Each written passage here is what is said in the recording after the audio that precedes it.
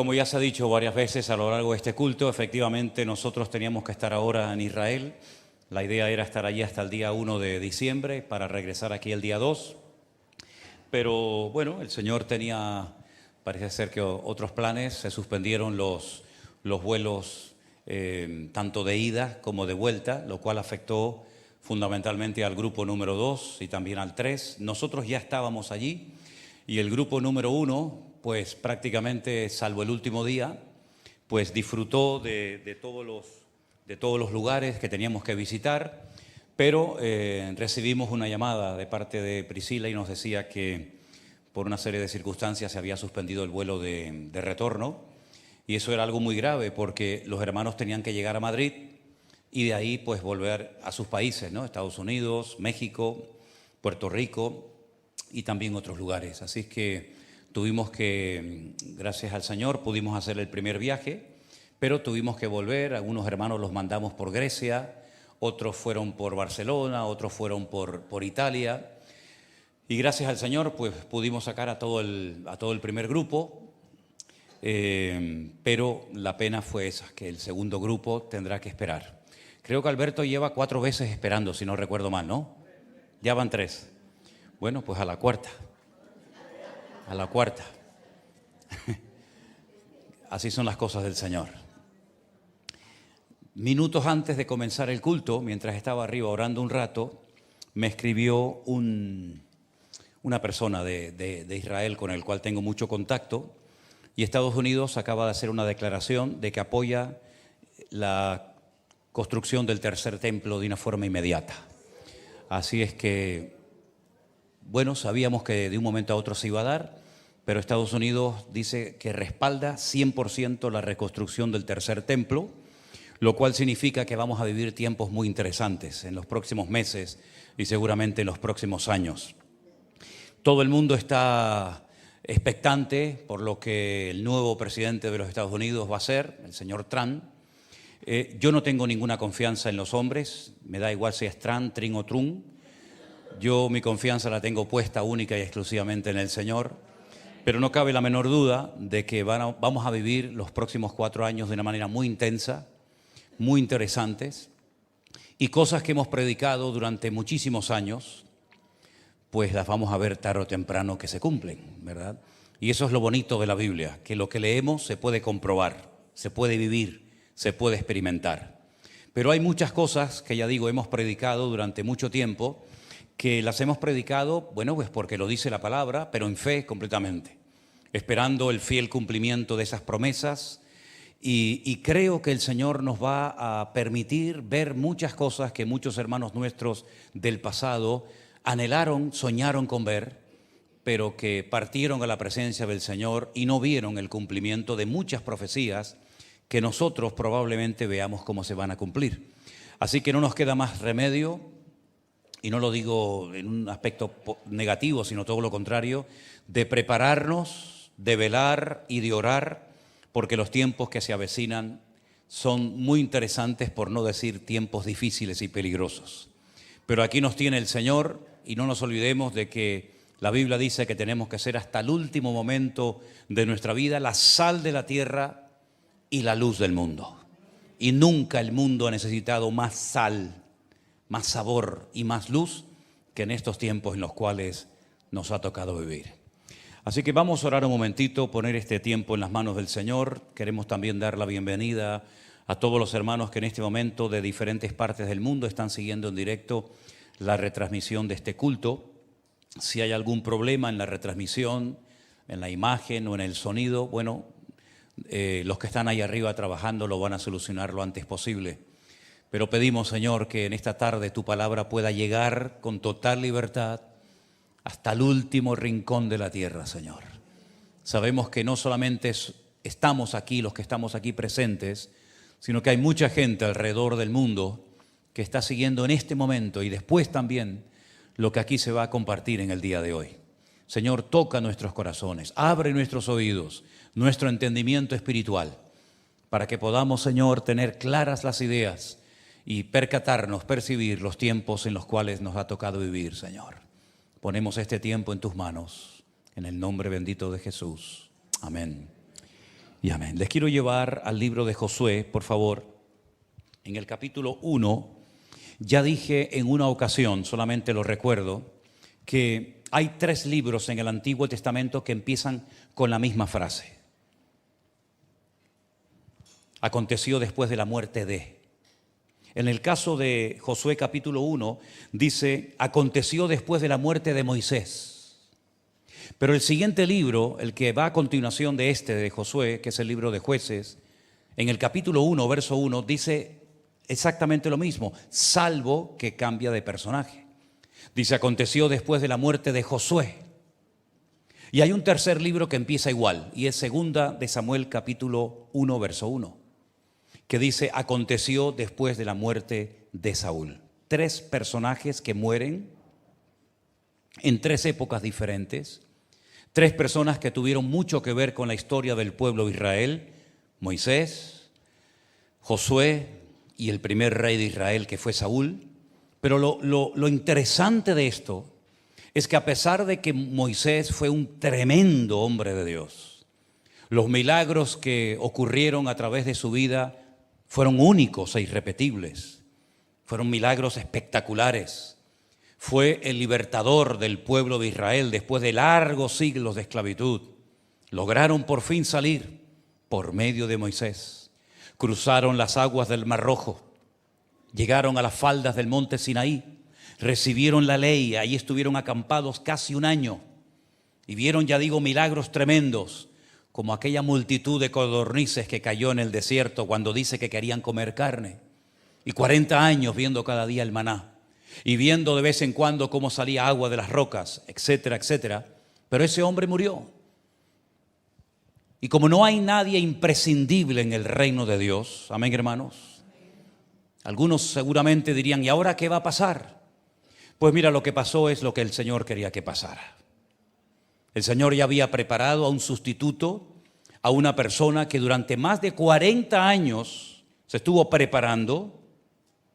Eso para los que tienen prisa, eso para los que tienen prisa, ¿no? Decir, yo, ¿cuándo va a llegar mi oportunidad? 40 años estuvo Josué preparándose, esperando su momento.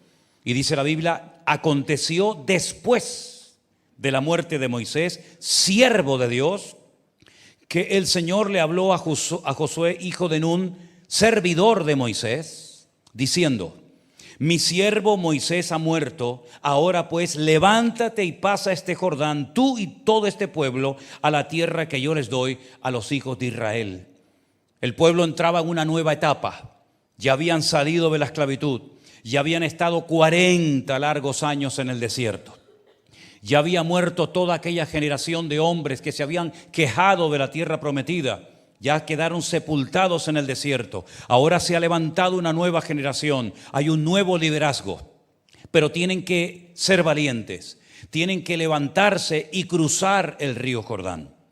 Ahora, si nosotros observamos un poco la geografía bíblica, nos vamos a dar cuenta de que Israel no entró a la tierra prometida desde el sur, sino que dio un rodeo y entró por el este, por un lugar que se puede visitar hoy en día que se llama Qasr al-Yahud, un lugar donde siglos más tarde fue limpiado de la lepra nada más y nada menos que un tal Naamán, allí en esas aguas del río Jordán, por donde atravesaron las 12 tribus de Israel. Fue en ese mismo lugar donde además el profeta Elías es arrebatado al cielo en un carro de fuego y se le cae el manto y lo toma Eliseo. Allí ocurrieron cosas realmente extraordinarias. Por esa parte del este fue por donde atravesaron las tribus de Israel. Ahora, tienen que saber que al este del Jordán, ¿verdad?, 2 tribus y media ya habían recibido su heredad. La tribu de Gad, la tribu de Rubén y media tribu de Manasés. La tribu de Manasés era la más grande, la más numerosa.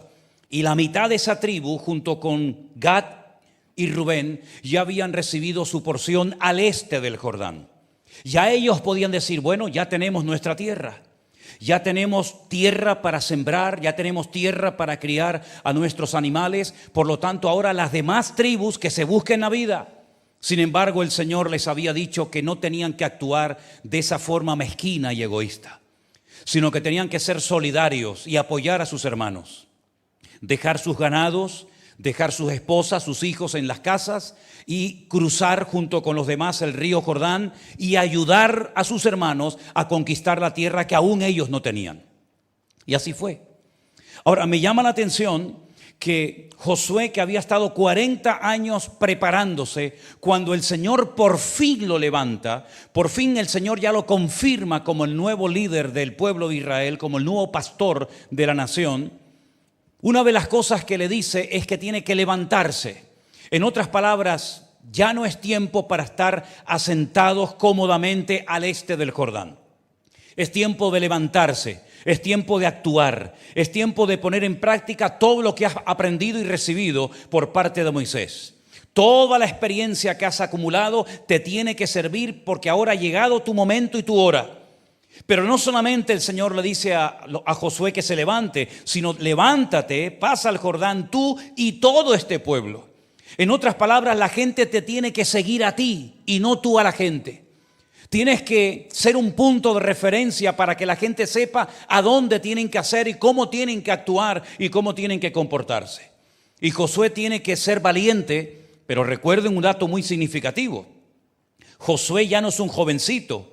Josué tiene 80 años de edad.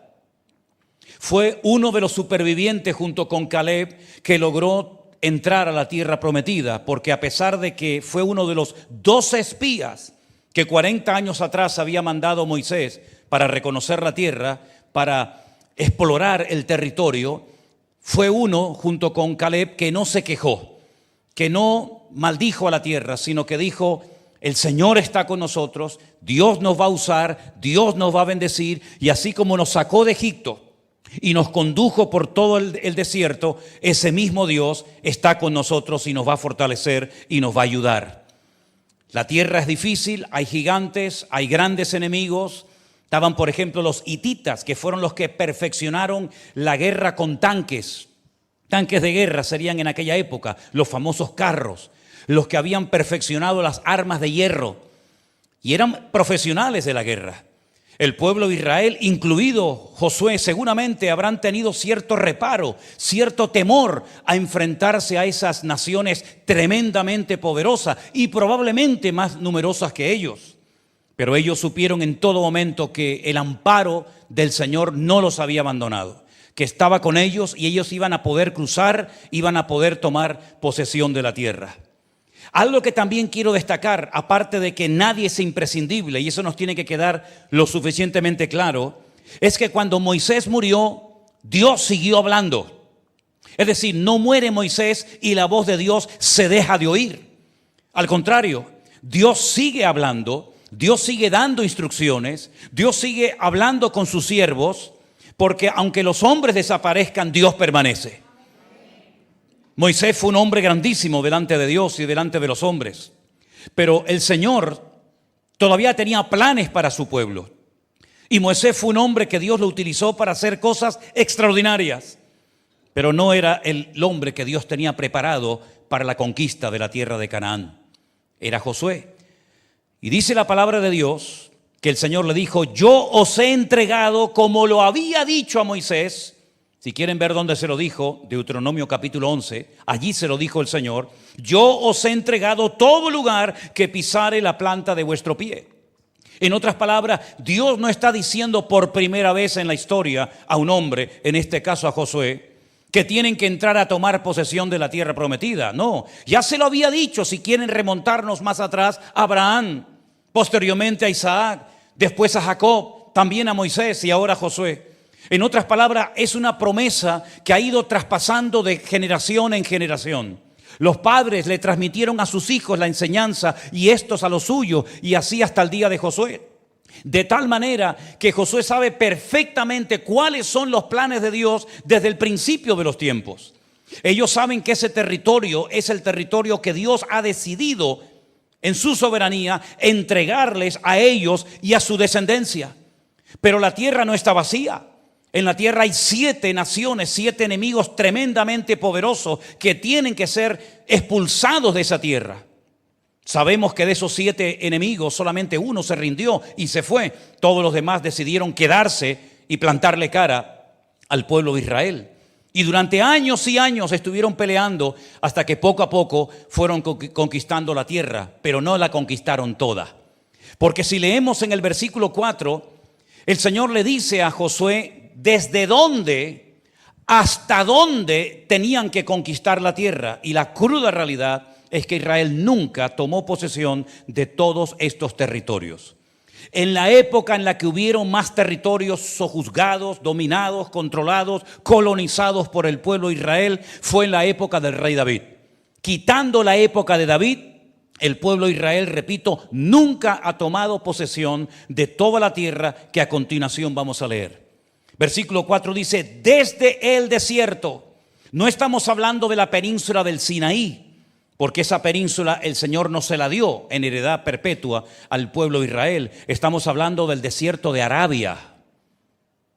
Desde ese desierto, el Líbano, país del cual se está hablando últimamente mucho, cuya capital es Beirut, hasta el gran río Éufrates, que está en Irak, o lo que era antiguamente Babilonia, toda la tierra de los Eteos, que es un sinónimo de los cananeos, hasta el gran mar donde se pone el sol, será vuestro territorio.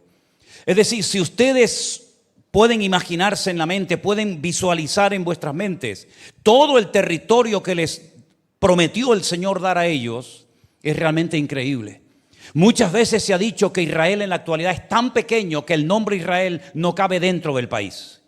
Si ustedes ven, por ejemplo, Siria, el país, el nombre de Siria cabe dentro de su territorio. El Líbano exactamente igual, Egipto, Jordania, Arabia, Irak, Irán. Sin embargo, Israel es un país tan estrecho, tan fino y tan cortito que el nombre Israel no cabe dentro de su territorio. Pero ese no es el territorio que el Señor les prometió a ellos. La mala jugada que los ingleses le jugaron a los judíos cuando a espaldas de estos le regalaron todo el país de Moab, que después lo llamaron Jordania por la proximidad al río Jordán, a la familia hashemita, fue una jugada muy sucia, porque ese territorio que se lo habían repartido los ingleses después de la conquista de la Segunda Guerra Mundial, junto con los franceses, ¿verdad?, le correspondía al pueblo de Israel. Pero lo que hicieron fue que le dieron el territorio a los jordanos, y después con lo que quedó quisieron pactar con el pueblo de Israel. Pero algún día, yo no sé si lo veremos, pero algún día todo el territorio de Jordania formará parte del territorio de las fronteras del pueblo de Israel. Y el Líbano también, Irak también y Siria también. Si ustedes ven, por ejemplo, una de las monedas que tienen en Israel, el famoso shekel, ustedes van a ver que ahí aparece todo el territorio que el Señor le prometió dar a los hijos de Israel en perpetua herencia cuando entraran con Josué. Pero no fueron tal vez capaces, no tuvieron el valor, no tuvieron la constancia, la perseverancia, la fe de tomar todo el territorio que el Señor les había prometido. Pero sin embargo el tiempo del verbo, tanto en español como en hebreo, está en pasado. Yo os he entregado, natati. En otras palabras, no es algo que va a ocurrir en el futuro lejano, en otras generaciones que aún no han nacido, sino que Dios ya había decidido entregarles esa tierra. Esa expresión, yo os he entregado, vuelve a aparecer en el capítulo 6 del libro de Josué, cuando el Señor le dice a Josué, ahora Jericó estaba cerrada, bien cerrada, a causa de los hijos de Israel. Nadie entraba y nadie salía. Mas el Señor le dijo a Josué, mira, yo he entregado, tiempo pasado, yo he entregado en tu mano a Jericó, a su rey y a sus varones de guerra. En otras palabras, es algo que Dios ya había decidido. Depende de ustedes si lo toman o no. Depende de su grado de esfuerzo, de valentía, de coraje, de arrojo. Pero es algo que Dios ya ha decidido. Ya no se va a retractar en la decisión soberana de Dios. Yo os he entregado la tierra. Ahora le corresponde a ustedes entrar, pisar, conquistarla y colonizarla. Pero es algo que Dios ya ha decidido de antemano. El instrumento que Dios va a utilizar, como siempre, un instrumento humano, imperfecto, pero al fin y al cabo es el instrumento que Dios iba a utilizar. En este caso, a Josué hijo de Nun. Un hombre con 80 años de edad que ahora recién comienza a estar activo en lo que llamaríamos hoy en día el ministerio. Y por eso el Señor en varias ocasiones le tiene que decir a Josué: esfuérzate y sé valiente. Esfuérzate y sé muy valiente.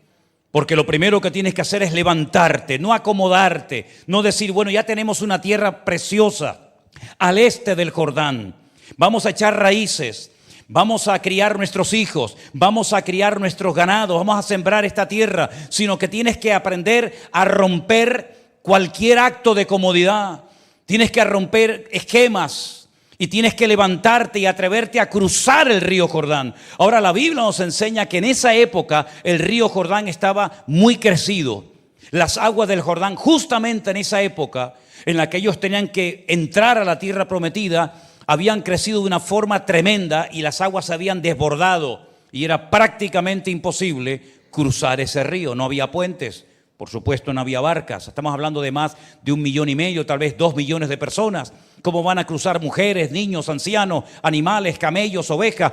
Es imposible. Sin embargo, el Señor le dio una estrategia.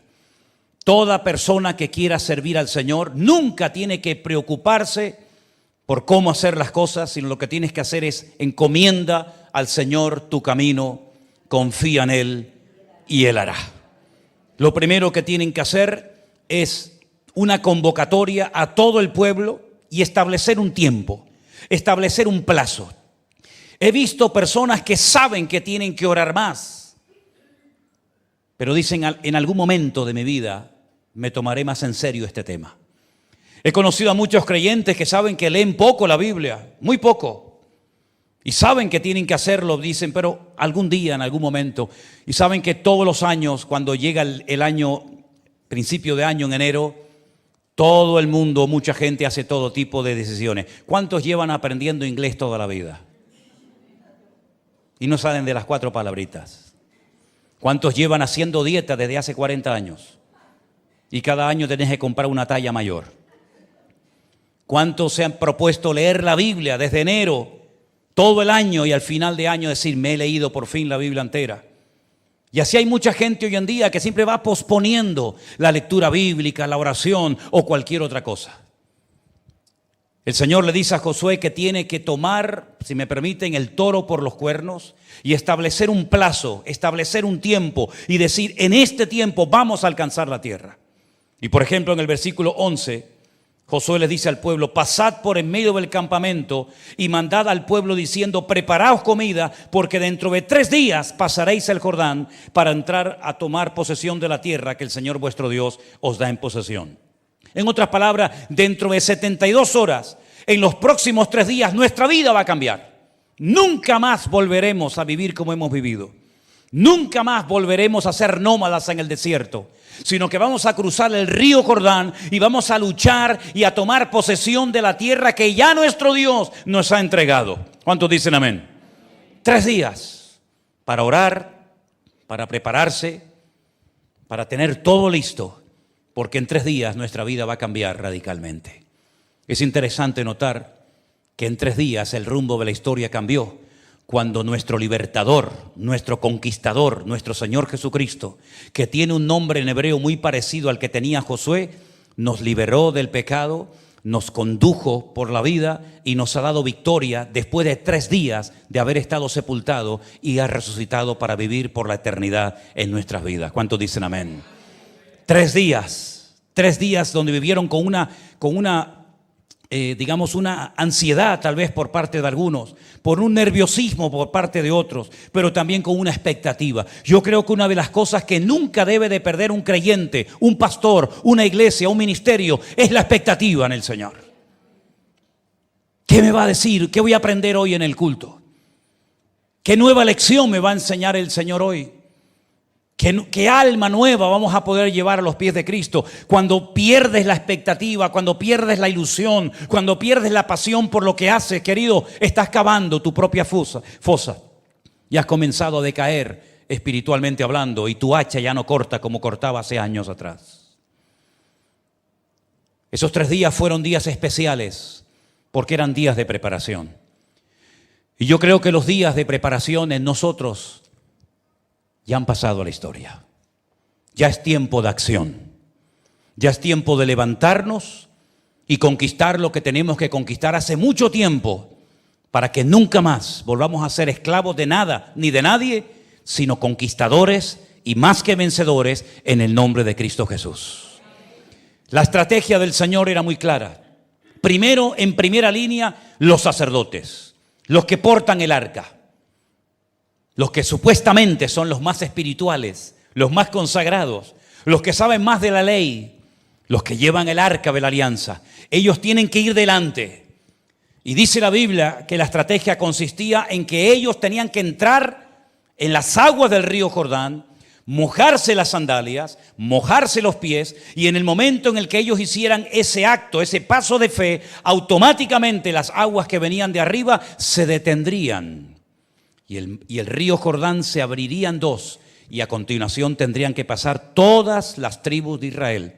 Y una vez que pasaran todos, hasta el último, el más pequeño, tenían que extraer 12 enormes piedras de la profundidad del río Jordán, colocarlas fuera como un monumento conmemorativo para que recordaran ellos y sus descendientes que allí el Señor hizo un milagro a favor de su pueblo.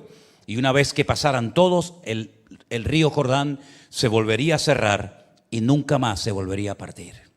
Todo dependía de ese paso de fe, todo dependía de esos sacerdotes que pusieran en práctica la palabra del Señor. Allí estaban las aguas, ya habían pasado las 72 horas, los 3 días de espera, de preparación, pero ahora les corresponde a ellos dar un paso de fe, dejarse de mirar atrás. Ya no vamos a volver nunca más a Egipto. Lo tenemos totalmente prohibido. Ahora hay que seguir avanzando. Ahora hay que conquistar la tierra. El futuro de todo nuestro pueblo depende de nosotros. El peso de responsabilidad que cargamos sobre nuestros hombros es enorme. Pero depende de nosotros si avanzamos o nos quedamos estancados el resto de nuestra vida. Gracias al Señor, durante los tiempos de Josué, todo el pueblo obedeció. Lamentablemente después sabemos lo que pasó después de su muerte. Pero durante el tiempo de Josué, los ancianos, los sacerdotes y el pueblo obedecieron, acataron las leyes, respondieron correctamente a lo que el Señor les decía, y los sacerdotes se la jugaron. Se mojaron las plantas de sus pies y todo el pueblo cruzó por tierra seca. Ahora es interesante notar, mis queridos hermanos, que una vez que cruzaron las aguas del río Jordán, ya no había marcha atrás. Y nosotros tenemos que mentalizarnos de que hemos dado pasos de mucha fe y de mucha responsabilidad, y muchos ojos y muchas vidas dependen de lo que nosotros hagamos en el día de hoy. Cuando prediques, cuando cantes, cuando hagas cualquier servicio para la obra del Señor, recuerda que no solamente son los que te ven, los que te conocen, los que te rodean, sino que hay muchas vidas que tal vez no conozcas, que dependen en gran medida de los pasos de fe que hoy en día estés dispuesto a dar para la honra y la gloria del Señor. Estamos preparando una finca donde hemos estado ahora 5 días. Como no podíamos estar en Israel, llegamos a Madrid, por cierto, cansadísimos, reventados, después de haber estado durmiendo en un hotel, después de haber estado durmiendo, sí, en el hotel del aeropuerto de ¿cómo se llama? De allá de Italia, Malpensa, allí en el suelo. Hay fotografías por si no creen lo que les digo. Y decidimos ir a Alicante. Y hermanos, gracias al Señor por esa propiedad que el Señor le ha dado al Centro Evangélico Vida Nueva. Yo no sé hasta qué punto nosotros podremos ver o disfrutar de lo que el Señor está haciendo allí. Pero lo que está bien claro, que todos los que han tenido la oportunidad y el privilegio, y de hecho ahora mismo hay hermanos allí, que están arrimando el lomo, que están colaborando, que están ayudando y aportando su grano de arena para que eso funcione, no son conscientes de la cantidad de personas que pueden llegar a ser salvas y a ser restauradas por el Señor en aquel lugar. Todo lo que hacemos no es en vano, dice la Biblia. Todo lo que hacemos tiene fruto, todo lo que hacemos tiene la bendición y el respaldo del Señor. Aunque a nosotros tal vez no nos toque ver el resultado, pero de cualquier mínima cosa que hagas, el Señor toma buena nota, porque Él no es olvidadizo ni injusto para olvidar lo que hemos hecho por Él. Mira, por ejemplo, en este primer viaje que hicimos a Israel, con la ilusión de esperar al segundo grupo y al tercer grupo, ¿verdad?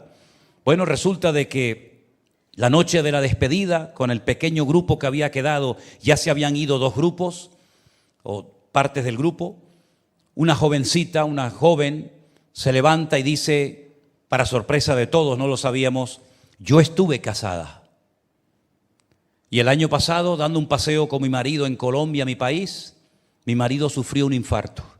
Y yo como doctora, teníamos 4 doctores en este viaje, estábamos bien cubiertos, aparte del médico divino.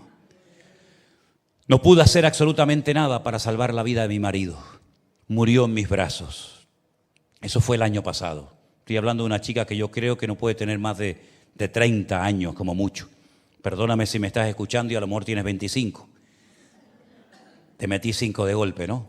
Pero la cuestión está en que ella dijo que a partir de esa experiencia terrible de tener a su marido en brazos muerto y no poder hacer nada por él, aunque era una doctora y sabía lo que tenía que hacer, se endureció de tal manera que se metió en su trabajo y se enfadó con Dios. Así de claro, se enfadó con Dios.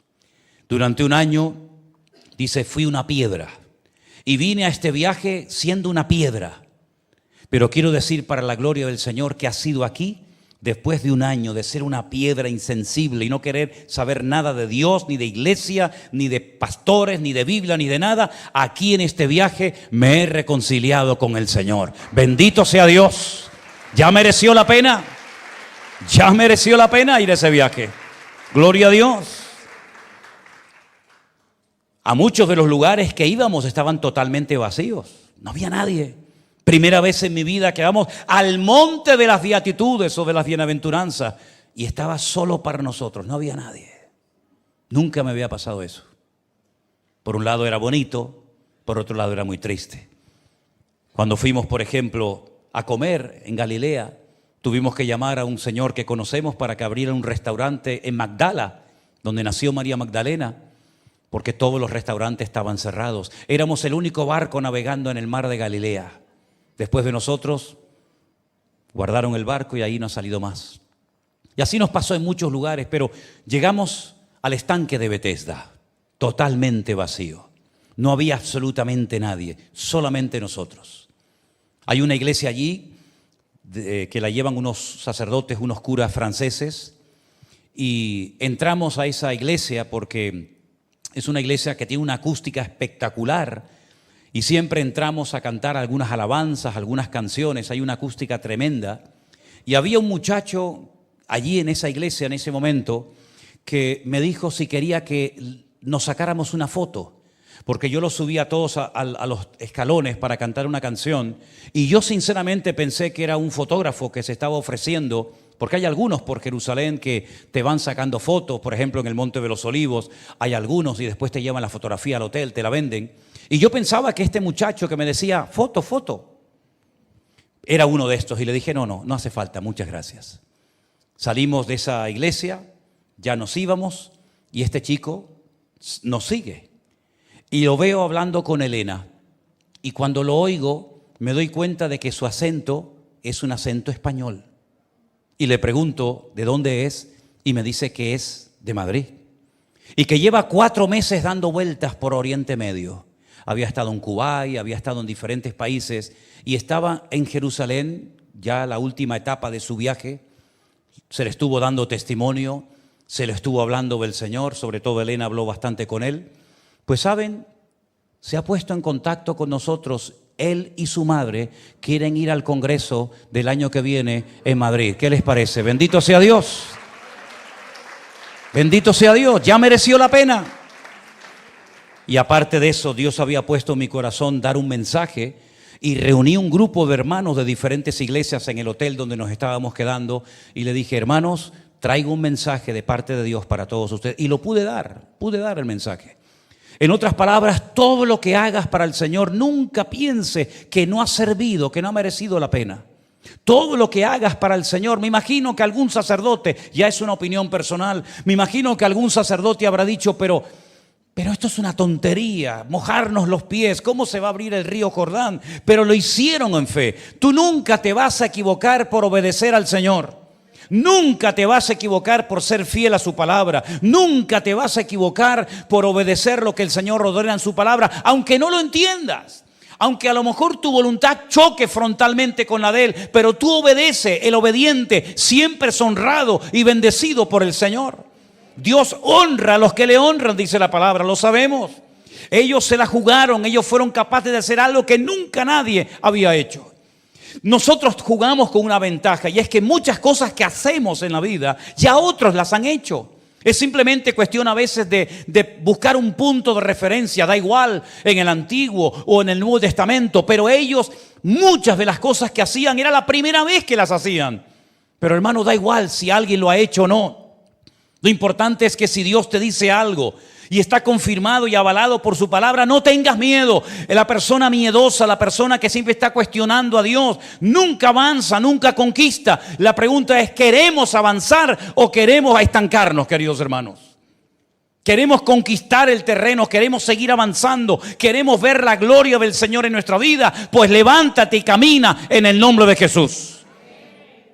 No podemos bajo ninguna manera, bajo ninguna circunstancia acomodarnos y decir, bueno, pues ya estoy cómodo, ya estoy tranquilo. Eso tal vez llegó a pensar la tribu de Rubén, la tribu de Gad, la media tribu de Manasés.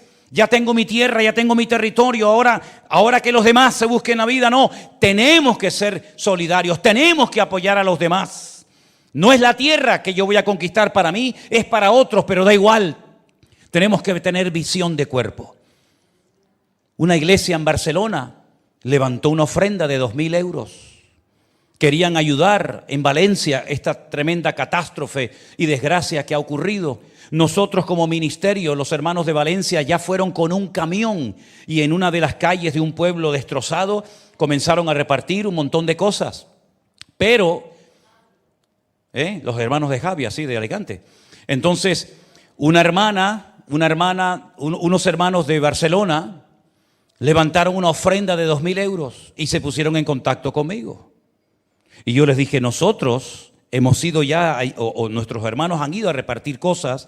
Y ¿saben lo que me dijo este hermano? Somos un cuerpo.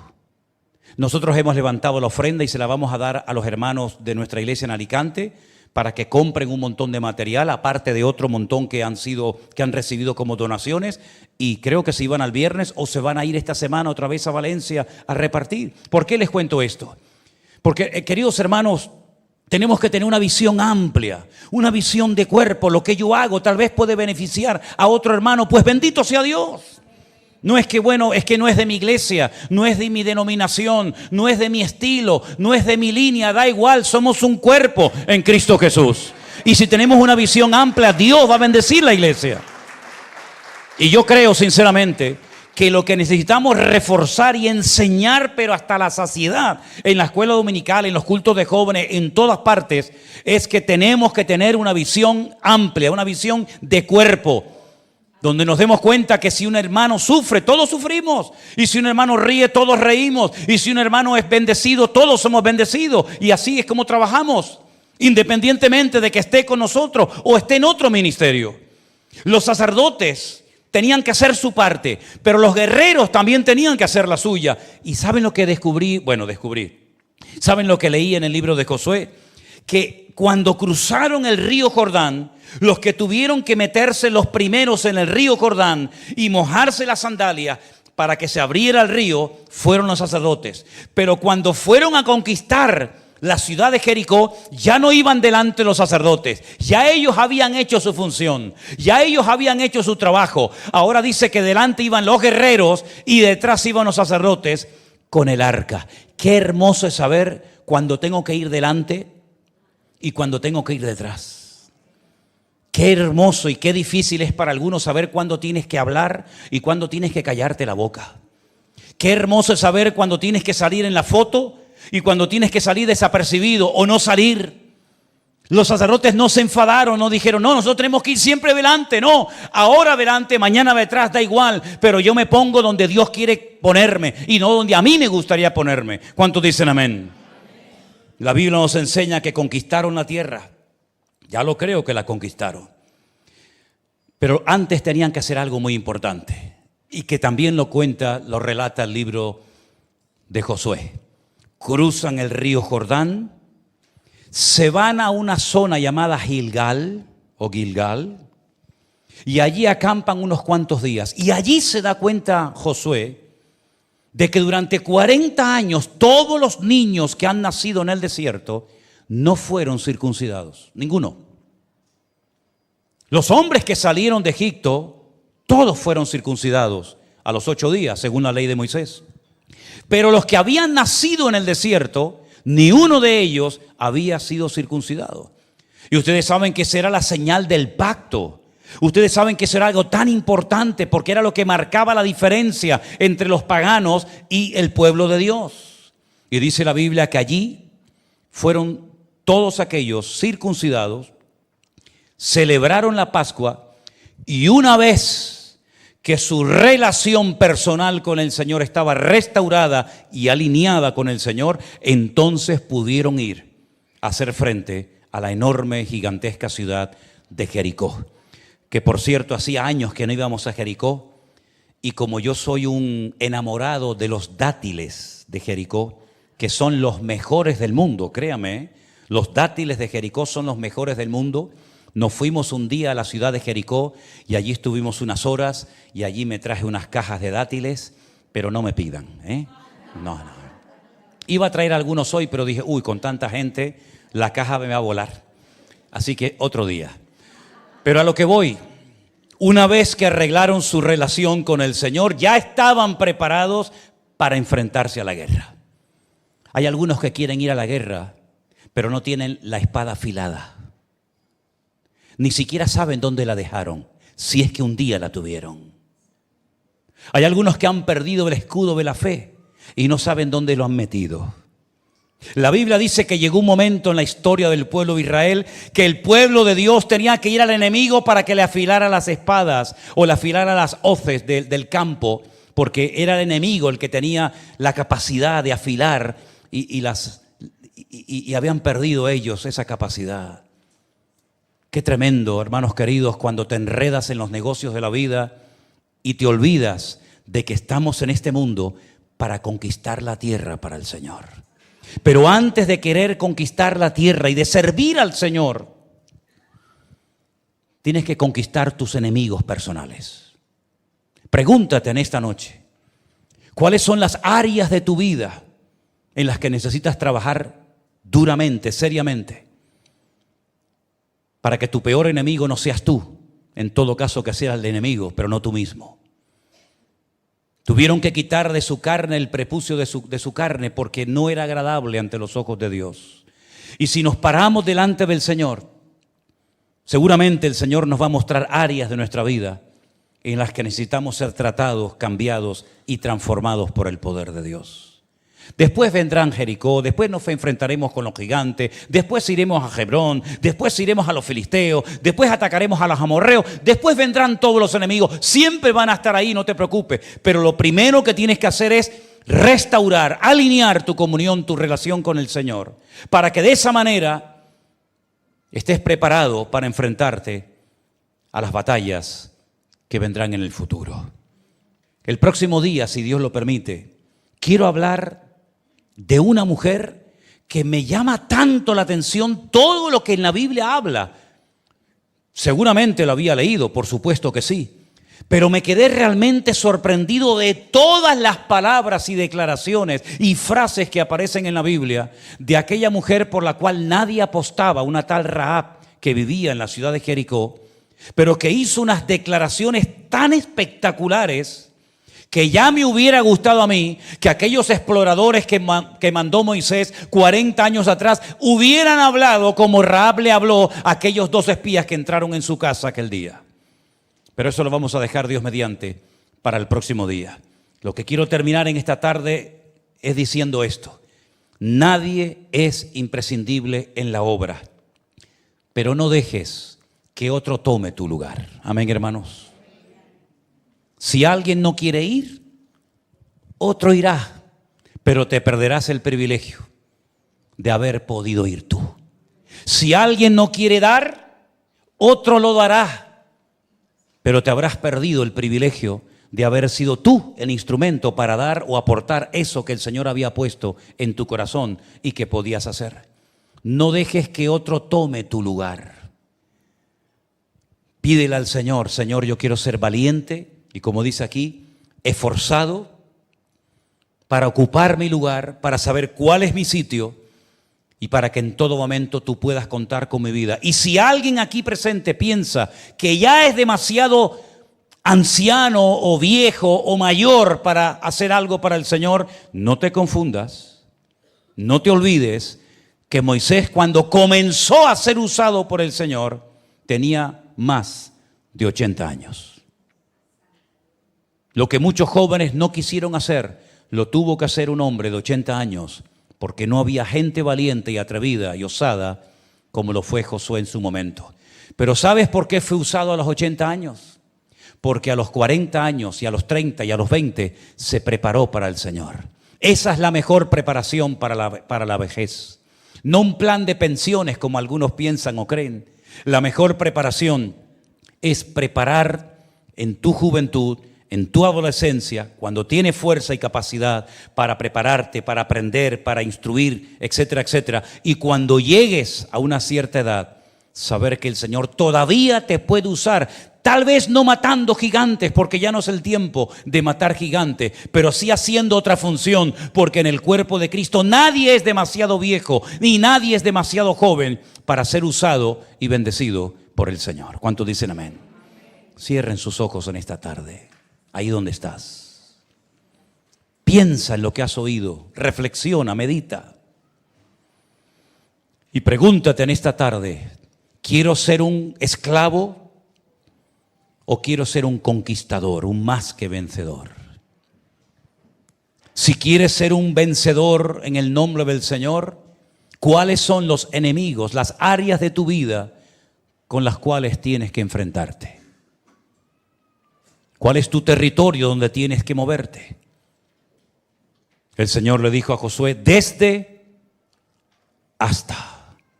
Habrán lugares que son desérticos, duros, difíciles, sin agua, calurosos. Y habrán lugares hermosos como los cedros del Líbano.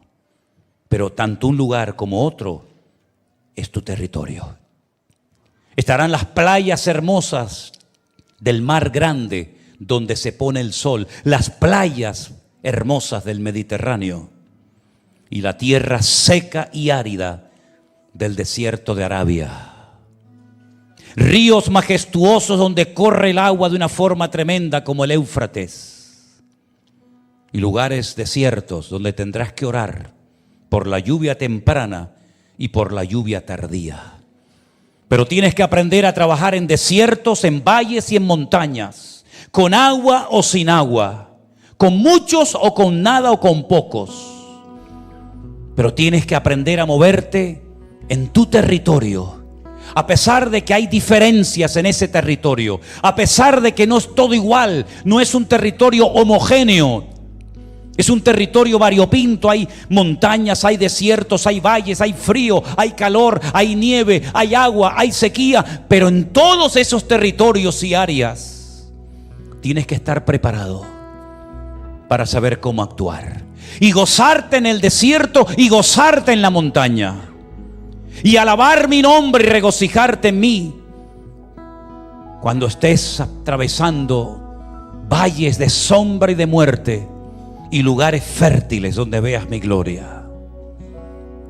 En todos esos territorios yo estaré contigo y nadie te podrá hacer frente en todos los días de tu vida. Porque así como estuve con Moisés, estaré contigo. Esfuérzate y sé valiente, hijo mío. No temas ni desmayes, porque el Señor tu Dios estará contigo a donde quiera que vayas. Aleluya. Pero siempre tiene que morir algo en nosotros para que algo pueda nacer. Tuvo que morir un Moisés para que se levantara un Josué. Tuvo que morir un Saúl para que se levantara un David. Tiene que morir siempre algo en nosotros. ¿Qué es lo que hoy tiene que morir en ti, amigo? Pregúntatelo y Dios te lo revelará. Tal vez tiene que morir en ti ese enemigo mortal que es el miedo. El miedo a perder estabilidad, el miedo a perder un trabajo, el miedo a perder lo que tengo.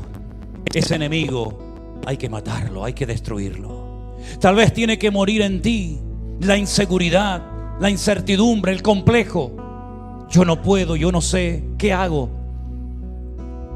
Todos tenemos enemigos que quieren destruirnos, pero mayor es el que está en nosotros que el que viene contra nosotros. Aleluya.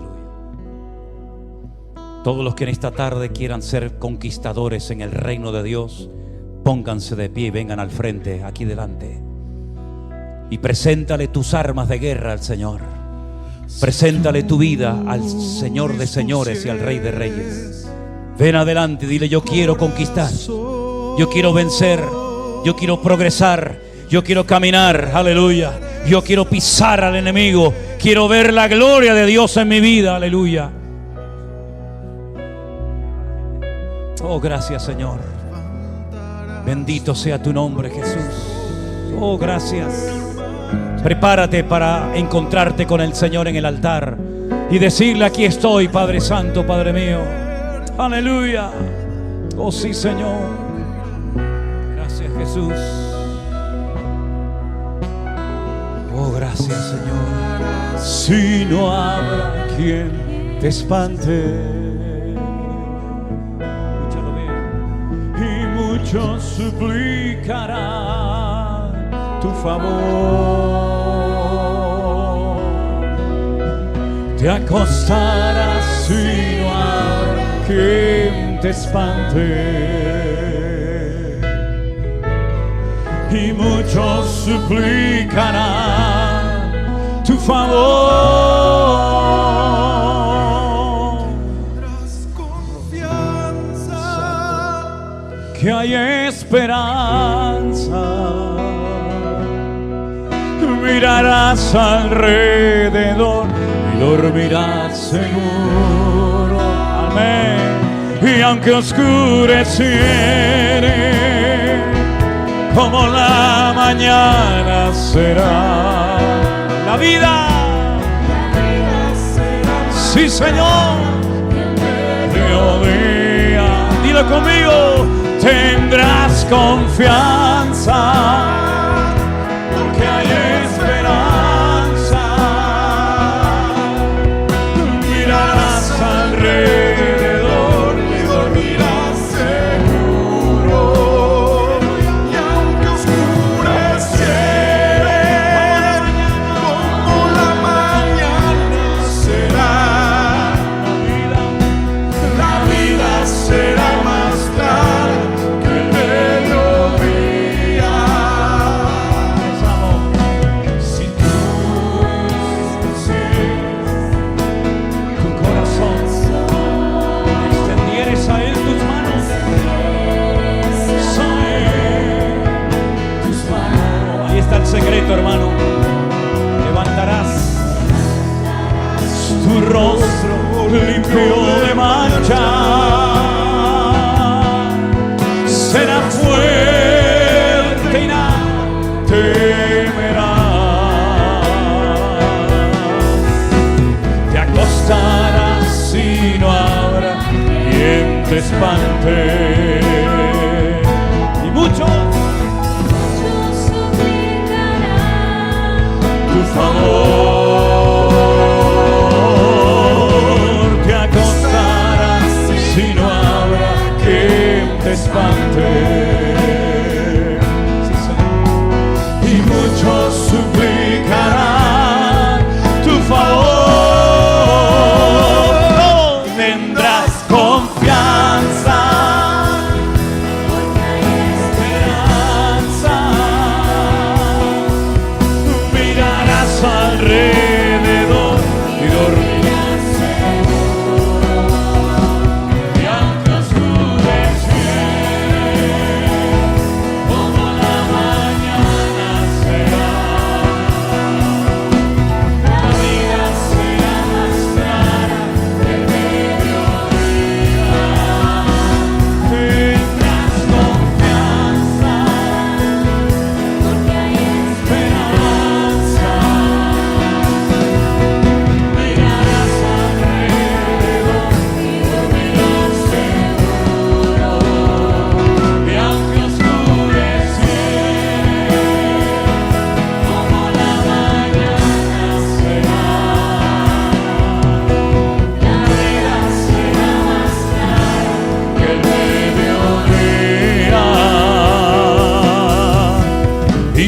muchos suplicarán tu favor,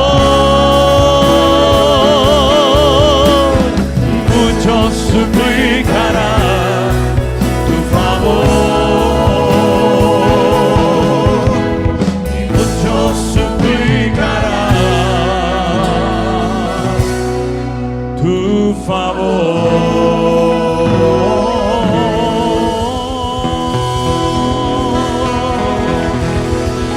Aleluya. Fuerte ese aplauso a ti, Señor. Amén, amén, amén. Gloria a tu nombre, Señor. Gloria a tu nombre. Levanta tu iglesia en poder. Aleluya. Aleluya, Señor. Te adoramos. Te bendecimos, Señor de señores. Fuerte ese aplauso al Señor. Aleluya. Gracias, Señor, por la victoria. Gracias porque el enemigo ha sido vencido. En el nombre de Jesús. En el nombre de Jesús. Aleluya. Gloria a ti, mi Dios. Gracias, Señor. Aleluya. Aleluya. Estoy seguro de que ni la muerte, ni la vida, ni ángeles, ni principados, ni potestades, ni lo presente, ni lo porvenir, ni lo alto, ni lo profundo, ni ninguna cosa creada nos podrá separar del amor de Dios que es en Cristo Jesús, Señor nuestro. Antes bien, en todas estas cosas somos más que vencedores. Y a su nombre, y a su nombre tendrás confianza. Porque hay esperanza. Aleluya. Dormirás seguro. Fuerte.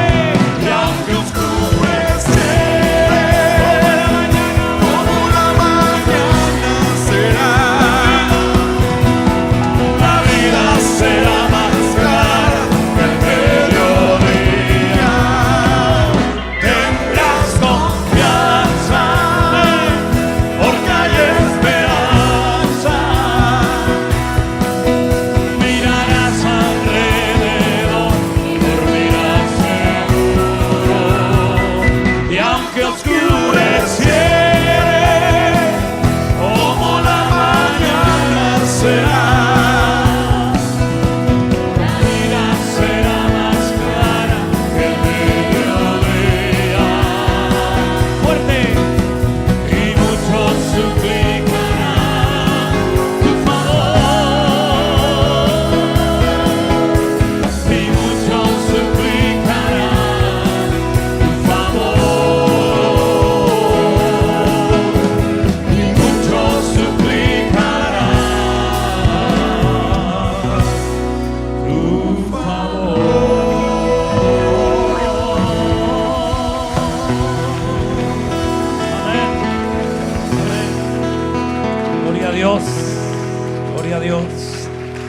abrace y saluda a su hermano, dígale, somos más que vencedores. Berto, somos más que vencedores. Aleluya.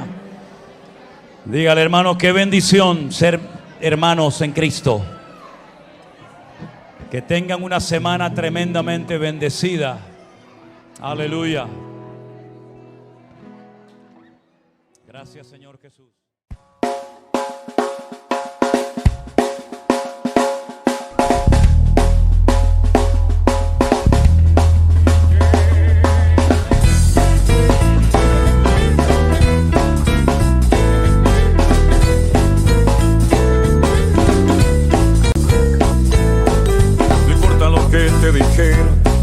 No importa lo que te hicieron, tienes que aprender a descansar en Dios.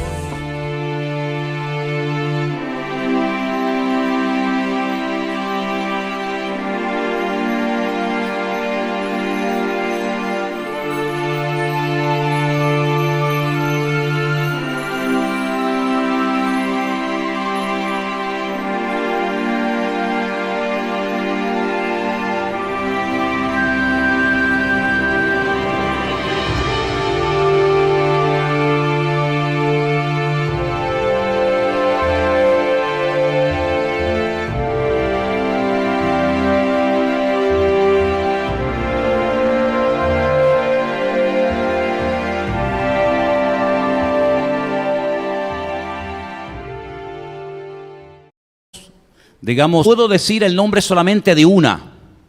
El de la otra no lo puedo decir yo y creo que nadie, porque la Biblia no nos dice cómo se llamaba la otra mujer. Pero lo curioso es que las dos recibieron casi la misma orden, el mismo mandato. A través de sus respectivos maridos, ellas sabían perfectamente qué es lo que Dios les pedía a ellas y a sus familias. Pero una reaccionó de una manera preciosa, la otra, lamentablemente, no respondió como se esperaba que respondiera una mujer casada, y casada además con un hombre de Dios. Cierra tus ojos un momentito y vamos a orar. Y pídele al Señor que esta palabra, que va a ser muy fácil de entender, a ti te sirva para tomar sabias decisiones en esta tarde. Y que no te equivoques. Padre, en el nombre de Jesús, tu Hijo amado, te pedimos que en esta tarde, esta palabra que vamos a exponer, a compartir con tu amada iglesia, sea de bendición, sea de aliento, de ánimo, y que nos abra la mente y el espíritu para que podamos tomar decisiones sabias, agradarte en todo y no equivocarnos ni dañar a nadie tomando una decisión incorrecta. Nos encomendamos a ti en el precioso nombre de Jesús. Amén y amén. La primera mujer se encuentra en Génesis capítulo 12, del versículo 1 en adelante. Presta atención. El Señor le había dicho a Abraham, fijaros que aún no le había cambiado el nombre, después le dijo se llamaría Abraham. El Señor ya le había dicho a Abraham, vete de tu tierra y de tu parentela y de la casa de tu padre a la tierra que yo te mostraré.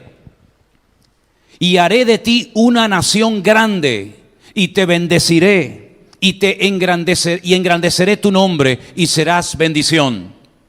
Bendeciré a los que te bendijeren, y a los que te maldijeren, maldeciré. Y serán benditas en ti todas las familias de la tierra.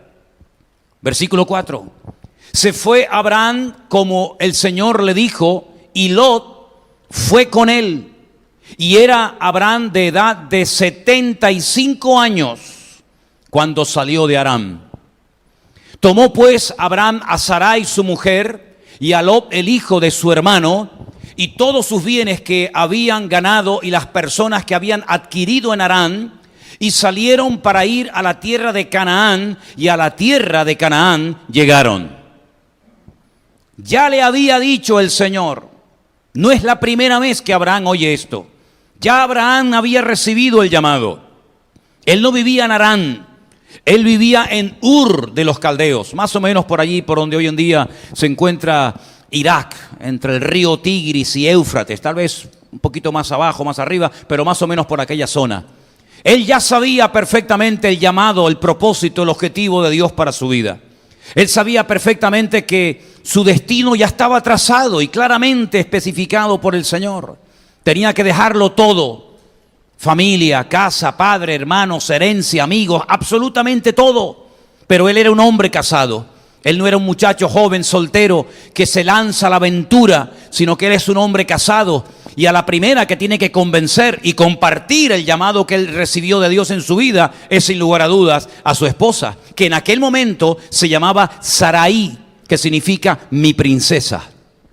Porque ese es el significado del nombre Sarai, mi princesa, y después Dios le cambió el nombre a su esposa y le llamó Sara, que significa simplemente princesa. Todos los hombres sabemos perfectamente que cuando tenemos que comunicarle algo a nuestras esposas, a nuestras mujeres, tenemos el temor de que a lo mejor no le agrade mucho lo que le vamos a decir. Seguramente más de uno tendrá la experiencia de decir, uy, cuando yo le dije que iba a cambiarme de trabajo, o nos íbamos a ir a otro país o a otra ciudad, o nos íbamos a comprar esto, o íbamos a vender aquello otro, a lo mejor no reaccionó, o a lo mejor sí, como tú esperabas que reaccionara, ¿sí o no? Y sabes perfectamente que a veces tú te puedes ilusionar con algo y ella no. O viceversa. Ella se ilusiona y quiere algo y tú no lo ves, no lo entiendes y te opones rotundamente. No es fácil lo que Abraham le va a proponer o le va a decir a su esposa. Al fin y al cabo no es una sugerencia, no es una idea, cariño. ¿Qué te parece si nos vamos de aquí y lo dejamos todo y nos vamos a... Ay, que Dios no me ha dicho a dónde. Porque estoy seguro que probablemente la primera pregunta que Sara o Sarai le hizo a su marido en aquel momento es decir, bueno, ¿y a dónde te ha dicho tu Dios que nos vamos? Y cuando Abraham le dice, bueno, eso no es tan importante. ¿Cómo que no es importante? ¿A dónde me vas a llevar? ¿De qué vamos a vivir? ¿Cómo que deje a mi padre, a mi madre y a mi familia? ¿Pero qué tipo de religión tú tienes?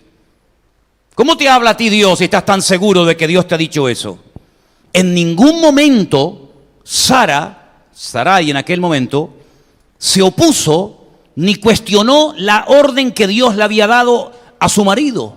No hay ni un solo versículo en toda la Biblia que nos muestre a una mujer luchando en contra de la voluntad de Dios, oponiéndose al llamado que su marido ha recibido. Más bien todo lo contrario.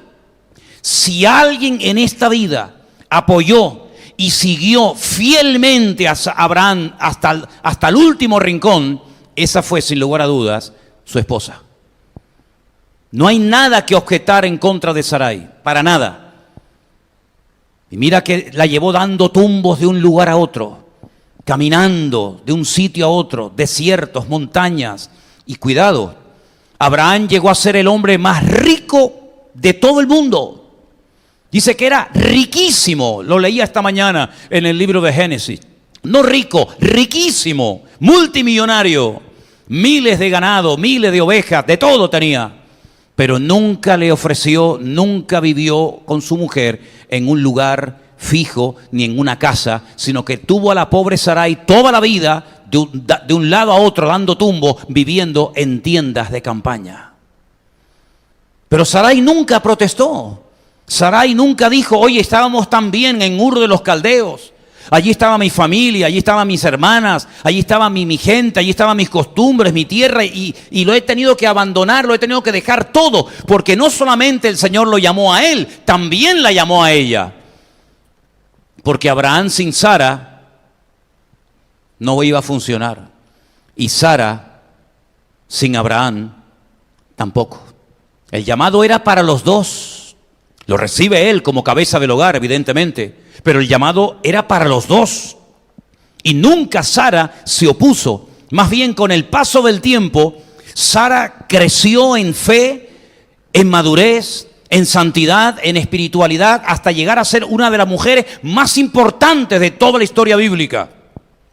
Llegó a convertirse, sin lugar a duda, en una mujer que en su época marcó una diferencia. Fue toda una mujer de Dios. Fue toda una mujer sacrificada y dispuesta a renunciar a lo que fuera necesario con tal de que el llamado que había recibido su marido se cumpliera hasta las últimas consecuencias. Alguien dijo que la mujer en la vida de un hombre puede ser la clave o el clavo. Espero que seas clave y no un clavo para tu marido. Se terminó convirtiendo en un instrumento tremendamente poderoso en las manos de Dios. Fíjate lo grande que llegó en su relación con el Señor Sara, con Dios. Esto es muy fuerte lo que te voy a decir, que en aquellos tiempos, cuando esto no era costumbre ni habitual, llegó un momento en el que le dijo a su marido lo que tenía que hacer. Y claro, a su marido no le hizo mucha gracia. Pero Dios le dijo, oye la voz de Sara, porque yo te estoy hablando a través de la boca de ella.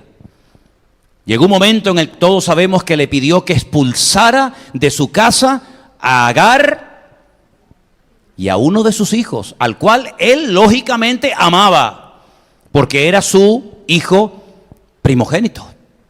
Y él amaba a Ismael con toda su alma y con todo su corazón. Y no entendía cómo su esposa se atrevió a decirle, a pesar de que presentó argumentos, échala, no podemos vivir más con esta guerra interna en la familia. No creo que le haya dicho, ¿se va ella o me voy yo? No creo que le dijo eso. Pero dice la Biblia que el Señor le dijo, préstale atención porque lo que te está diciendo Sara, te lo estoy diciendo yo a través de la boca de ella. El Nuevo Testamento habla muy bien de Sara. En Hebreos, el capítulo de la fe, el capítulo 11, versículo 11, dice, por la fe, también la misma Sara, no solamente nos habla de la fe del marido, de la fe de Abraham, sino también de la fe de su esposa.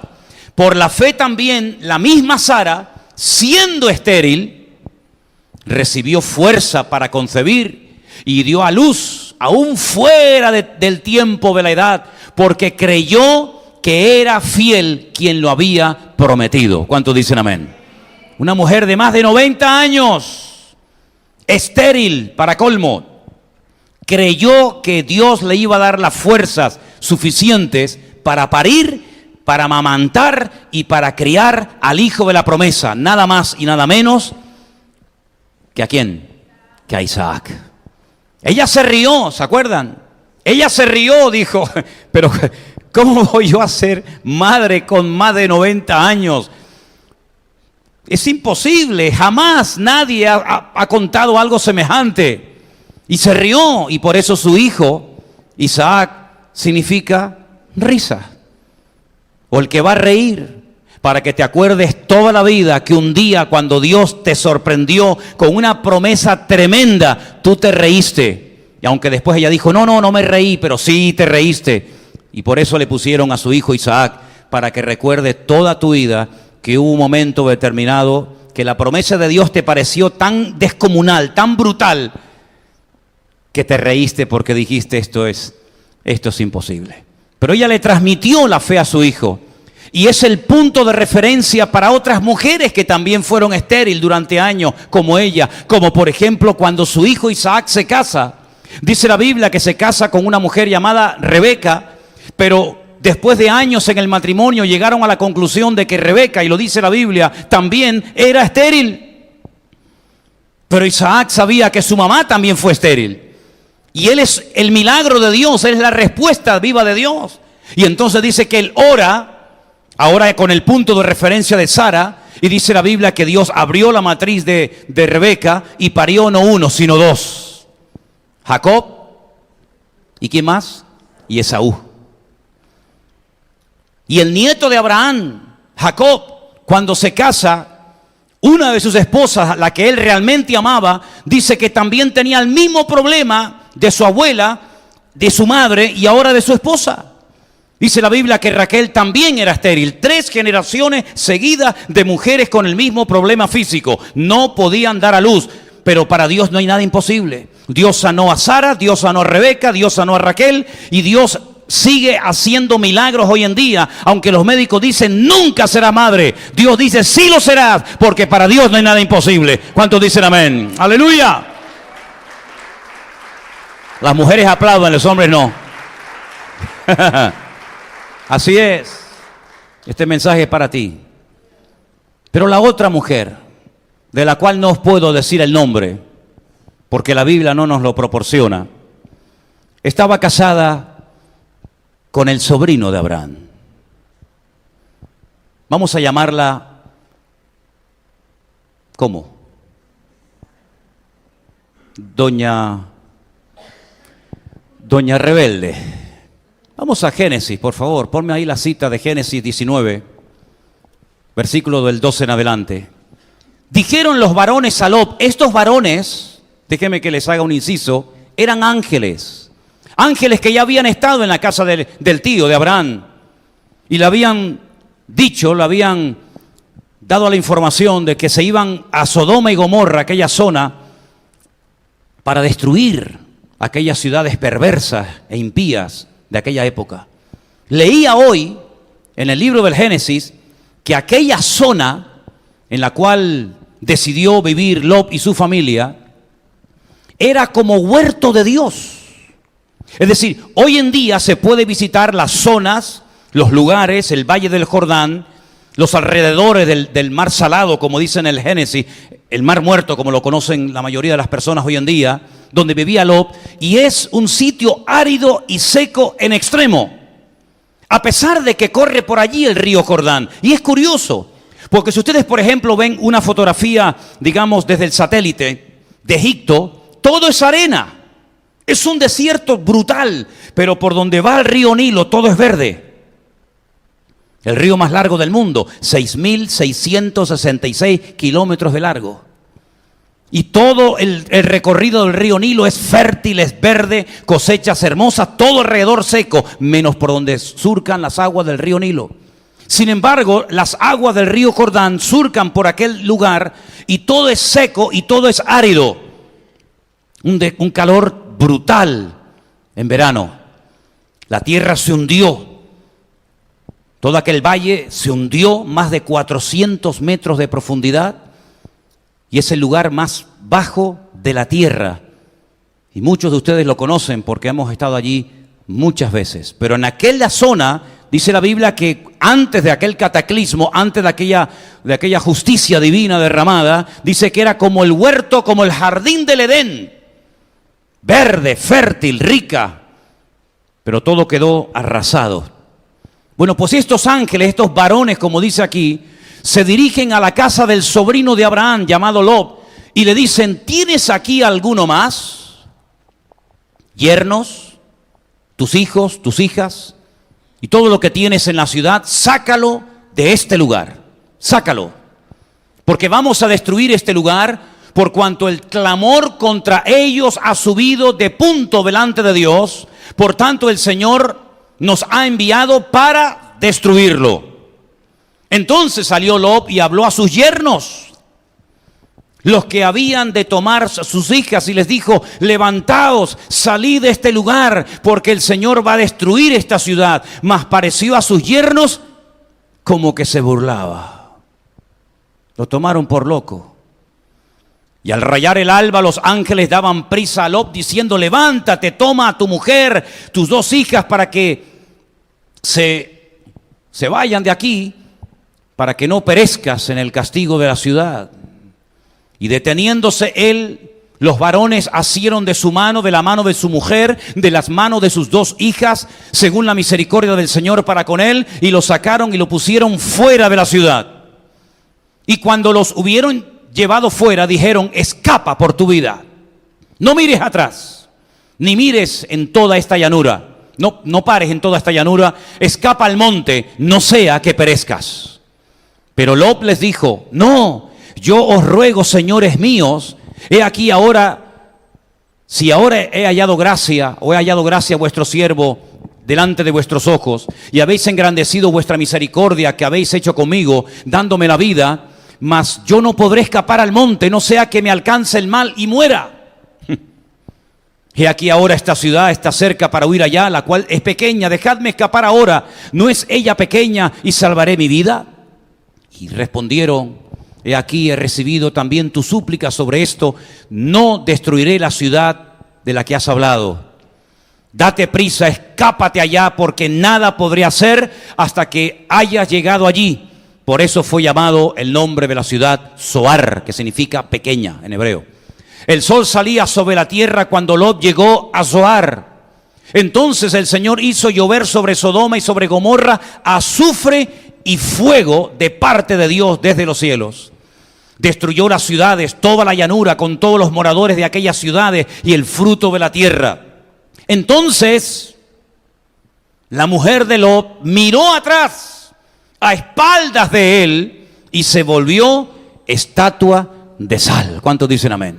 Fíjate qué diferencia entre Sara, que a través de su marido recibe el llamado de salir, dejándolo todo, tierra, parentela, hermanos, familia, todo, y no cuestiona en ningún momento ni a Dios ni a su marido.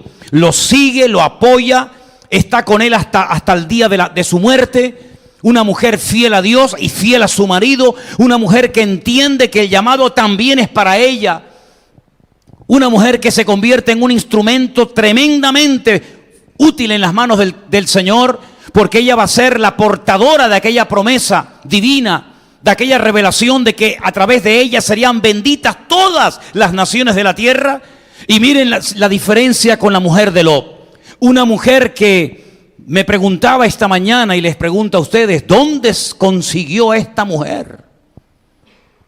Porque cuando Abraham sale de Ur de los Caldeos, dice la Biblia que salió él, salió Taré, el papá de Abraham, salió Lot y una serie de siervos o de trabajadores con él. Pero en ningún momento la Biblia menciona a la esposa de Lot, porque evidentemente él no estaba casado en aquel momento. Estuvo mucho tiempo al lado de uno de los hombres más espirituales que jamás ha existido sobre la faz del planeta Tierra. Estuvo nada más y nada menos que conviviendo con el amigo de Dios, con Abraham. Un hombre de una fe contagiosa, un hombre que a través de él llegó la idea de un único Dios. Rompió con el politeísmo de la época y transmitió la enseñanza de que hay un solo Dios, creador del cielo y de la tierra, ante el cual tenemos que rendirle cuentas. Un hombre de Dios tremendo. Me imagino cuántas conversaciones en la puerta de la tienda de Abraham durante la luna llena en el desierto habrán mantenido tío y sobrino. ¿Cuánto habrá aprendido Lot de este hombre de Dios? ¿Cuántas revelaciones, cuántas palabras proféticas, cuántas profecías, cuánto trato de Dios, cuánta sabiduría? Pero dice la Biblia que llegó el momento en el que los pastores de Abraham y los pastores de Lot peleaban entre sí porque tenían tanto ganado que no había pasto para todos. Y Abraham toma una decisión sabia y le dice al sobrino, mira hijo, nosotros somos hermanos, somos familia, no podemos pelear entre nosotros, además por el tema de los animales. Tomemos una decisión, vamos a apartarnos, porque al final lo que empezó muy bonito va a terminar en un auténtico desastre. Mira, dime a dónde vas. Si tú te vas al oriente, yo me iré a occidente, y si te vas a occidente, yo me iré a oriente, pero vamos a terminar bien y no vamos a terminar tirándonos los trastos a la cabeza. La Biblia dice que Lot se separa de su tío y va poniendo sus tiendas en dirección a Sodoma y Gomorra. Es muy interesante ver que Abraham, cuando se separa de su sobrino Lot, dice que él se va en otra dirección. Abraham, voy a leer un versículo, no te lo dije, no te preocupes. Abraham, removiendo su tienda, moró en el encinar de Manre, que está en Hebrón. Y allí edificó un altar a Dios. Ya no está con Lot su sobrino. Su sobrino, dice la Biblia, fue poniendo sus tiendas hasta Sodoma. Abraham, al separarse de su sobrino Lot, se va a vivir a una zona llena de encinas y dice que esas encinas estaban en Hebrón. Curiosamente, en esa montaña, en ese pueblo, en esa población de Hebrón, años más tarde, él enterraría a su amada esposa Sara. A él también lo enterrarían a su hijo Isaac y a su nuera Rebeca, y también enterrarían a su nieto Jacob y también a una de sus esposas llamada Lea. Fíjate tú por dónde. Esa montaña, ese territorio, fue el que años más tarde un hombre llamado Caleb, ¿se acuerdan? Cuando logra sobrevivir después de 40 largos años de transitar, de peregrinar por el desierto, cuando él regresa le dice a Josué, dame aquella ciudad, dame aquel monte. Y le dicen, ojo, ten cuidado, tienes 88 años, ya no eres un niño, ya no tienes la fuerza ni la vitalidad de un crío, de un joven de 20 años. ¿Cómo me pides esa montaña? En esa montaña están los hijos de Anac, están los gigantes.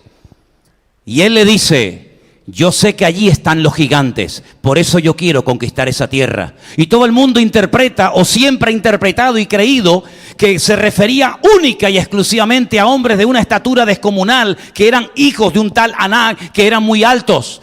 Pero la visión de Caleb era mucho más allá de una visión física. También era muy alto, también era muy grande Goliat. Pero David, cuando se enfrenta con él, no le tiene miedo, porque él no ve la estatura de Goliat, él ve la dimensión y la estatura de Dios. Y Caleb, cuando dice dame aquel monte, porque en ese monte están los gigantes, no solamente ve los gigantes de carne y hueso, los hijos de Anac, sino ve a los gigantes de la fe. Ve a Abraham enterrado allí, ve a Isaac enterrado allí, ve a Jacob enterrado allí, y él quiere vivir en la tierra donde están enterrados los gigantes de la fe. Y él se jugó la vida y conquistó aquella ciudad llamada Hebrón. Fíjense la diferencia, hermano, fíjense la diferencia entre una mujer y otra. Una cumple el llamado de Dios fielmente sin rechistar. La otra, como hemos leído, mira a espaldas de su marido y se queda petrificada, convertida en una estatua de sal. Fíjense la diferencia entre Abraham, que cuando se separa, se va a un lugar tranquilo, separado de todo el bullicio de la época, se va a un lugar llamado Hebrón, y dice que en aquel lugar construye, fabrica, edifica un altar al Señor. Es decir, su comunión con el Señor la mantiene. Sin embargo, Lot toma una decisión equivocada y se va poniendo sus tiendas, las tiendas de campaña, hasta que termina viviendo en Sodoma, ya no en una tienda de campaña, sino en una casa. Dice la Biblia que cuando los habitantes de Sodoma golpearon a la puerta de su casa, querían violar, querían abusar sexualmente de estos varones que habían venido y que él los había recibido en su casa. Y él no les recibe en la puerta de una tienda de campaña, sino en una casa construida con puertas, con ventanas y con paredes. Es decir, echó raíces en Sodoma. Y dice la palabra de Dios que sus hijas, que nacieron en Sodoma, porque cuando él se separa del tío, él es soltero, él no tiene hijos, él no está casado, pero cuando lo volvemos a ver otra vez en Sodoma, ya está casado y tiene dos hijas que para colmo se van a casar o se han casado, según como se interprete la escritura, con personas que viven allí en Sodoma. Y lo curioso es que la Biblia en el Nuevo Testamento nos habla de cómo se sentía en aquel lugar terrible, cómo se sentía Lot. Vamos al Nuevo Testamento, a una de las cartas que el apóstol Pedro escribe, donde él habla de cómo se sentía Lot viviendo en Sodoma. ¿Lo tienes? Y si condenó por destrucción a las ciudades de Sodoma y de Gomorra, reduciéndolas a ceniza y poniéndolas de ejemplo a los que habían de vivir impíamente, y libró al justo Lot, abrumado por la nefanda conducta de los malvados, porque este justo que moraba entre ellos afligía cada día su alma justa, viendo y oyendo los hechos inicuos de ellos. Aparece una palabra rara en el versículo anterior, en el 8, que dice la nefanda conducta. La palabra nefanda significa conducta abominable, cruel y perversa. Y yo digo, si llevas años viviendo en un lugar donde no te sientes cómodo, donde hay perversión, donde hay crueldad, ¿cómo no se te ha ocurrido como padre en ningún momento decirle a tus hijas y a tu mujer, vámonos de aquí? Lo estás pasando mal, no duerme. Dice que estaba abrumado, estaba agobiado, estaba hecho polvo, diríamos en términos modernos, actuales. Pero no haces nada. Sales a la calle y observas toda la perversión de Sodoma. Pero tú te has comprado y vives en Sodoma. ¿Con quiénes se van a casar tus hijas? Con hombres de Sodoma, de esta zona. Fíjate que estas hijas, para ellas no fue ningún problema cuando Sodoma y Gomorra fueron destruidas, creyendo ellas que todo el mundo había vuelto a ser destruido, como ya había sido destruido, ¿se acuerdan? En la época del diluvio, en la época de Noé. Ellas ni se acordaban de la promesa de Abraham, ni se acordaban de nada, sino que ellas decían, bueno, ya no queda ningún hombre en la tierra, lo que tenemos que hacer es emborrachar a nuestro padre, acostarnos con él y quedar embarazadas para que no se extinga la raza humana. Y dice que la mayor emborracha a su padre, se acuesta con él y queda embarazada. Qué raro, una mujer que se acueste por primera vez con un hombre y quede embarazada. Si yo os digo en hebreo lo que dice que hicieron para quedarse embarazada la primera, te caes de espalda. La segunda se acuesta una vez con su padre y queda embarazada. Y cuando dan a luz, a uno le ponen Moab, Ab, la palabra padre, para decir este es hijo de mi padre. Fíjate que Moab, y al otro lo llaman Amón. moabitas y amonitas.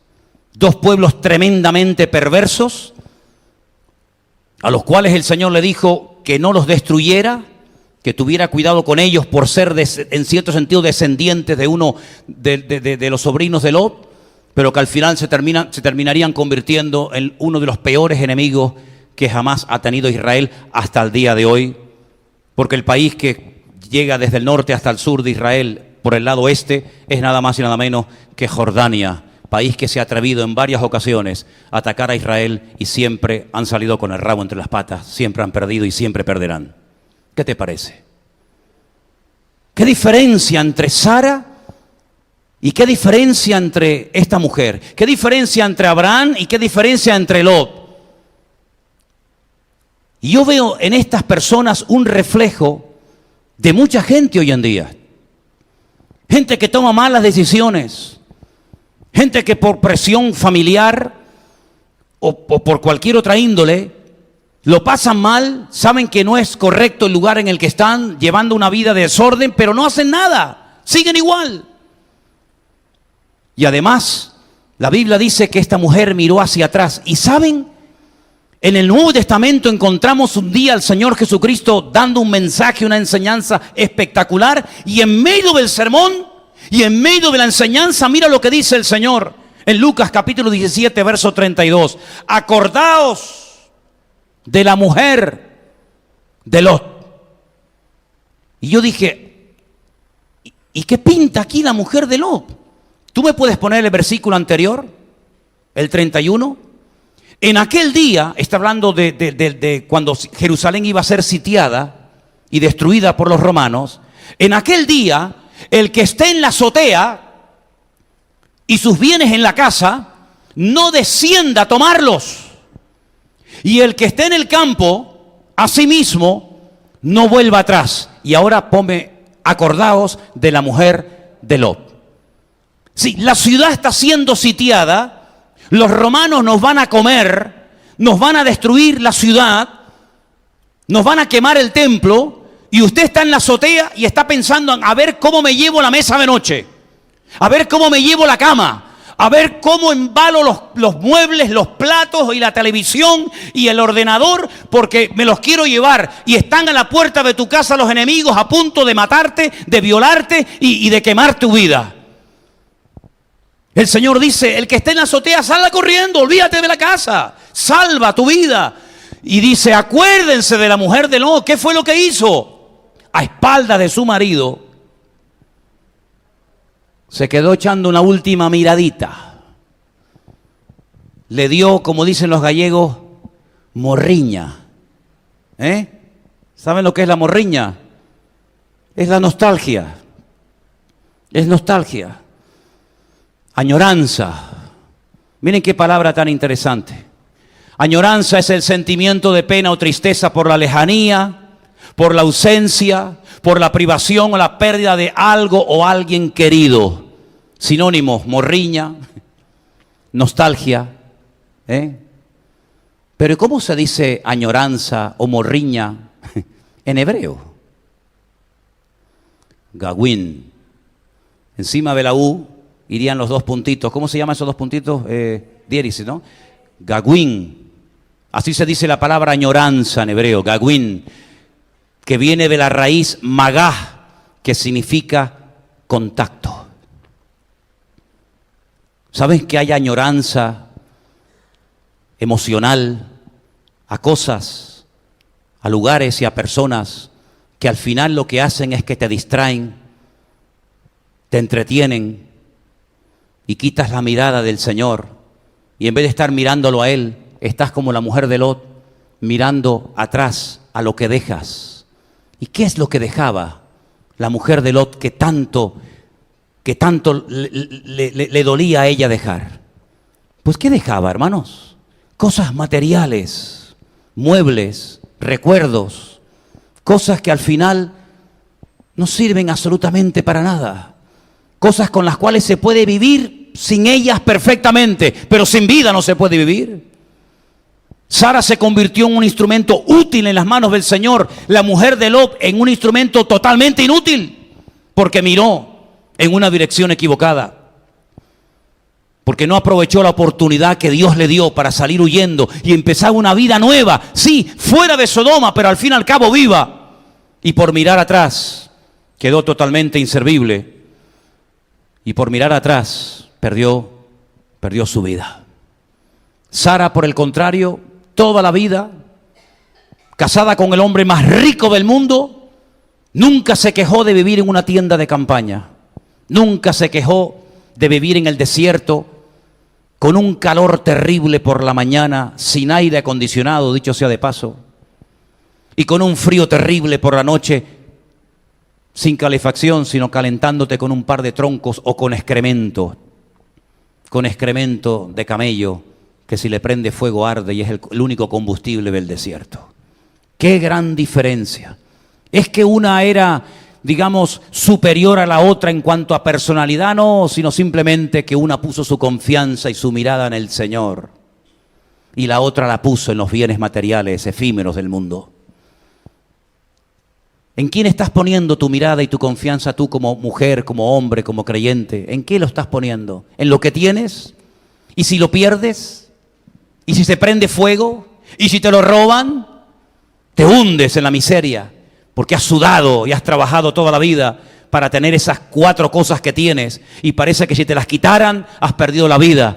Querido hermano y amigo, los bienes del hombre no es lo que le produce fortaleza. Lo que nos produce fortaleza es la presencia de Dios en nuestros corazones.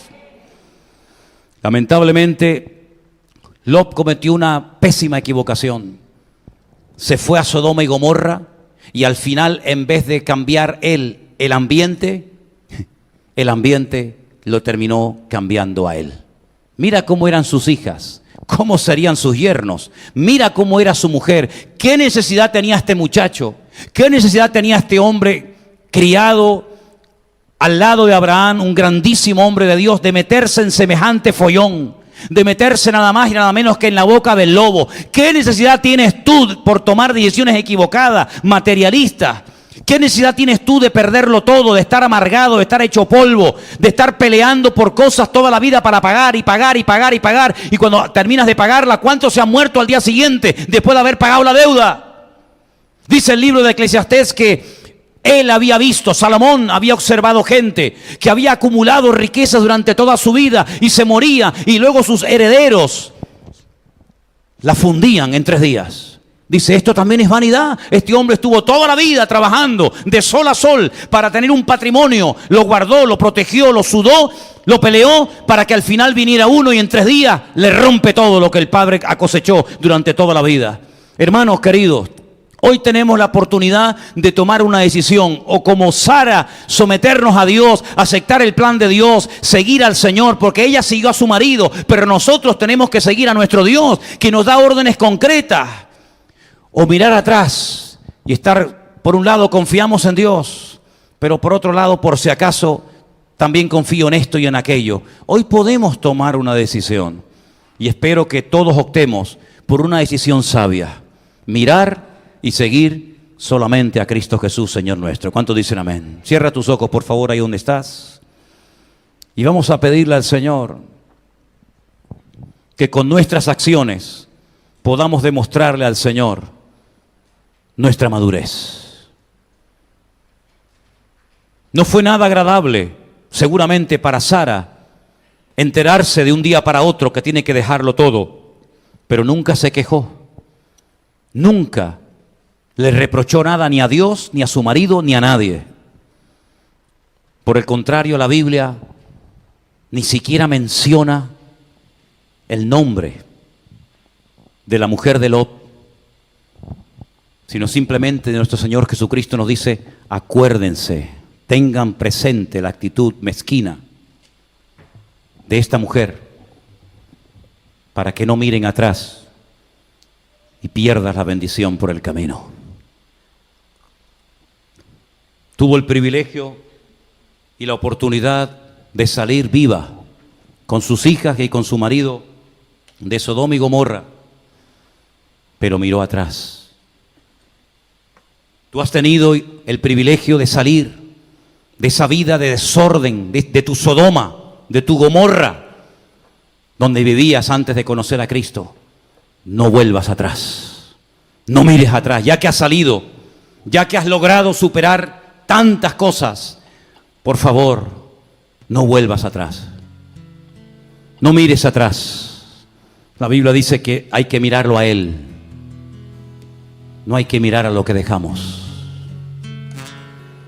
Señor, ayúdanos y fortalécenos para que nunca quitemos nuestra mirada de ti, Señor Jesús.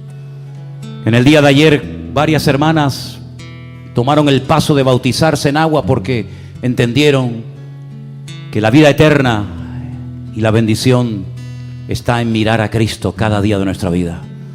Yo animo a todos los presentes, todos los que estamos aquí, a seguir mirando al Señor, poner vuestra mirada en Cristo, solamente en Él, y no mirar atrás. ¿Cuántos dicen amén? Póngase de pie conmigo en esta tarde. Cantemos esta canción que nos recuerda la mujer de Lot.